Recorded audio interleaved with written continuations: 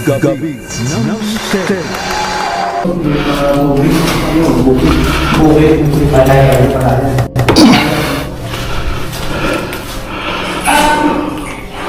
Yung naririnig nyo sa speaker ay isang psychic yon, si Ma'am Luna.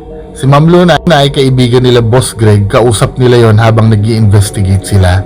Pero ako may sarili akong investigation, ayan, naglalatag ako ng EMF meter at ng REM pad.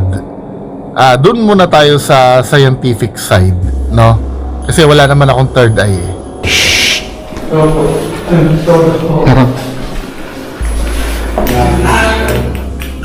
Ang pangalan po niya ay Constancia. Hindi na lang po yung Constancia. So nakikita nyo, no, pumapalo yung EMF meter dyan sa may pinto. Yan daw yung opisina ng barangay secretary eh. Yan yung nakausap namin kanina na haunted din daw dun sa opisina niya. Pero medyo skeptic pa ako. Wala na. Na-capture mo, pahinga ang kopya.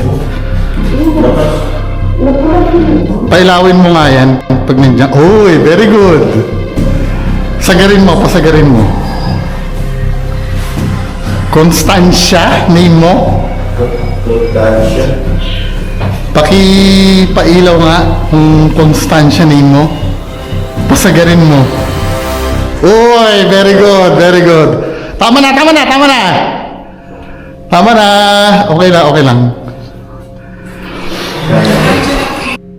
Hello, magandang araw sa inyong lahat. Ako po si Bungo TV at ini-invite ko kayo na manood sa program ni Sir Ray Sibayan sa DZRH alas 10 ng gabi sa Gabi ng Misteryo. So, pag-uusapan natin yung mga ghost hunting encounters.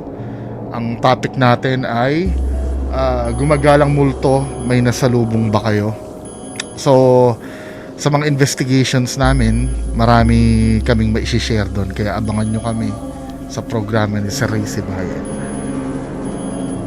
Gabi ng Mister.